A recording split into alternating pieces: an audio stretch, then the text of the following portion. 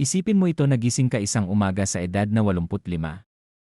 Pero imbes na hirap bumangon, imbes na umasa sa gamot o mabigatan ng sakit at pagod tumayo ka ng madali, nag-inat, at ramdam mo pa rin ang enerhiya na parang nasa 40 ka lang, maliksi pa rin ang mga kasukasuan mo. Matalim pa rin ang isip, malakas ang puso, at may apoy ka pa ring makipaglaro sa mga apo mo, maglakbay, o magsimula ng bagong hilig. Parang imposible, di ba? Pero hindi. Pinapakita ng mga siyentipiko na ang kinakain natin ngayon ay pwedeng literal na magdagdag ng taon, minsan dekada pa, ng malusog at masiglang buhay sa hinaharap. At sa video na ito, ibabahagi ko sa iyo ang 7 superfoods na hindi lang nagpapahaba ng buhay, kundi ginagawang sulit at masaya ang bawat taon. Hindi ito mga pagkain na mahirap hanapin.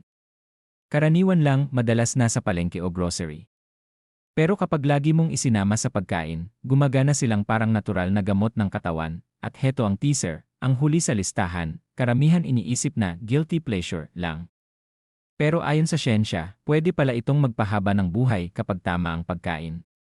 Kaya siguraduhing manatili hanggang dulo, ayaw mong mamiss yan. Pero bago tayo magsimula, isang mabilis na pakiusap, pindutin mo ang subscribe button para di ka mahuli sa mga gintong tips dito sa Gintong Sustansya. Bigyan mo rin ng thumbs up kung gusto mong mabuhay hindi lang ng mahaba kundi mas maganda rin. At huwag kalimutang mag-comment, ibahagi ang kwento mo. Alin sa mga pagkain ito ang lagi mong kinakain? Alin ang sisimulan mong idagdag pagkatapos ng video na ito? Sige, simulan na natin. Unang superfood, blueberries. Maliit man sila, pero punong-puno ng nutrisyon. Isang tasa lang ng blueberries, mayaman na sa vitamin A, manganese, at fiber. Pero ang tunay na lakas nila galing sa anthocyanins, yung nagbibigay ng malalim na kulay asul. Sila ang antioxidants na lumalaban sa free radicals na nagpapabilis ng pagtanda ng cells. Isang pag-aaral mula Harvard ang nakakita na ang mga kababaihang matanda na kumakain ng 2 serving ng blueberries bawat linggo ay nakakapagpabagal ng pagtanda ng utak ng hanggang 2 taon at kalahati. Ibig sabihin, mas malinaw pa rin ang memorya, mas mabilis mag-isip, mas matalas tumutok, dahil lang sa berries na ito, nakakababa rin sila ng blood pressure, pinapaganda ang daloy ng dugo, at binabawasan ang panganib sa sakit sa puso ng hanggang 15%. Pati ang tiyan mo, natutulungan dahil pinapakain ng blueberries ang good bacteria na nagpapalakas ng resistensya. Isipin mo ang kambal na magkapareho. Ang isa, nilalagyan ng blueberries ang oatmeal araw-araw. Ang isa, hindi. Pagkalipas ng 20 taon, ang isa masigla, malinaw mag-isip at mas bata pa tingnan. Ang isa, hirap na sa memorya at mabagal ang katawan. Ano lang ang pinagkaiba nila? Isang dakot ng berries, pwede mong ilagay sa oatmeal, gawing smoothie, o kainin na parang candy kapag frozen. At tip, kahit frozen, kasing nutrisyon lang din ng sariwa, ikalawang superfood, mani. Almonds, walnuts, pistachios, cashews, pati peanuts. Ang mga mani ay parang baong puno ng nutrisyon. Isang 30 taong pag-aaral mula Harvard na sumubaybay sa higit 100,000 katao ang nakakita na ang mga kumakain ng isang dakot ng mani bawat araw ay may 20% na mas mababang tsansang mamatay ng maaga. Puno sila ng omega-3 fatty acids, vitamin, magnesium, at plant-based protein. Pinoprotektahan nila ang puso, binabawasan ang bad cholesterol, at pinapakalma ang ugat, at ito ang boss ng mito, hindi porke mani, tataba ka agad. Dahil mataas sila sa protina at fiber, mas tatagal kang busog, kaya mas mababawasan ang pagkain ng junk. Isipin mo 2 empleyado sa opisina. Ang isa bumili ng chips sa vending machine, ang isa kumuha ng maliit na supot ng almonds. Bandang 3:00, antok at mabagal na ang chip eater. Pero yung may almonds, energetic at alerto pa rin. Ganun kalaki ang kaibahan, palitan ang biscuits mo ng mani, lagyan ng walnuts ang salad, o i-blend ang cashews para gawing creamy sauce. Tip, piliin ang unsalted, raw, o lightly roasted na mani para mas healthy. Ikatlong superfood, leafy greens. Spinach, kale, arugula, kangkong, at malunggay. Ito ang ilan sa pinakanutrisyon na gulay kada kalori.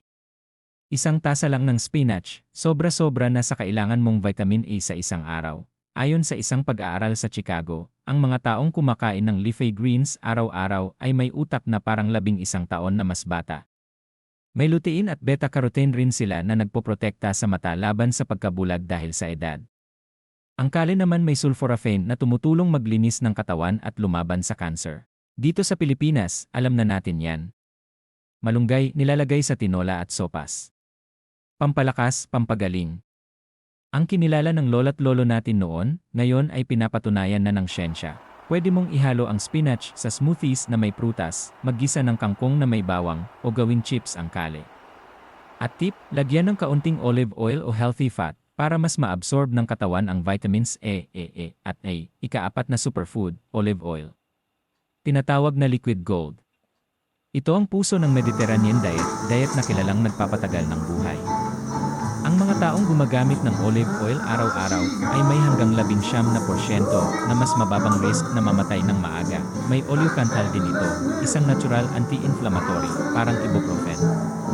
Pinapababa rin ang risk ng Alzheimer's at pinoprotektahan ng puso. Sa sinaunang Greece, ang olive oil ginagamit hindi lang pagkain, kundi gamot, skincare, at minsan pera. Ganun ito kahalaga, pwede mong i-drizzle sa salad, pasta, o gulay. Gamitin pang dip ng tinapay imbes na butter. Ihalo sa homemade dressings.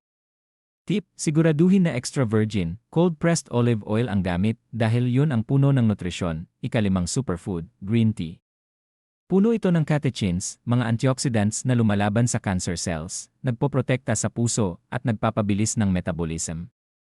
Sa Japan, ipinakita ng pag-aaral na ang mga taong umiinom ng 5 tasa o higit pa kada araw ay mas humahaba ang buhay, mas mababa ang risk sa stroke at sakit sa puso. Nakakatulong din ito sa memorya, konsentrasyon, at mood. At nakakapagpababa ng stress na siya ring dahilan kung bakit maraming napaaga ang pagtanda. Isipin mo ang isang Japanese tea ceremony. Hindi lang basta't tsaa. Isa itong ritual ng pagbagal, pagninilay at pagpapasalamat. Ang kapayapaan mismo na yan, gamot din sa katawan, palitan ang isang kape mo ng green tea. Pwede itong inumin ng mainit o malamig na may lemon. Subukan din ang matcha para mas concentrated. At tip, huwag lagyan ng gatas dahil nabablock nito ang antioxidants. 6 na superfood, legumes. Beans, lentils, chickpeas, munggo. Sa mga blue zones, kung saan marami ang umaabot ng 100 taon, araw-araw silang kumakain nito, mataas sila sa protina, fiber, iron, folate, at magnesium. Pinapababa ang cholesterol, pinapastable ang blood sugar, at pinapaganda ang digestion. 1 tasa lang bawat araw, pwede nang magdagdag ng taon sa buhay. Naalala mo ba yung Munggo Fridays sa mga pamilyang Pinoy? Simpleng ulam, mura, pero sikreto pala, isa sa pinakamakapangyarihang longevity foods sa buong mundo. Pwede mong gawing munggo gisado, lentil soup, o chickpea curry. Idagdag sa salad o gawing hummus. Tip, ibabad muna bago lutuin para mas madaling tunawin at mas marami kang maabsorb na nutrients. At panghuli, dark chocolate. Chocolate. Pero hindi basta chocolate. Dapat 70% kakao o mas mataas. Puno ito ng flavonoids na nagpapaganda ng daloy ng dugo at nagpapababa ng blood pressure. Isang maliit na piraso lang, nakakapagpatalas ng isip at nakakapagpabuti ng mood.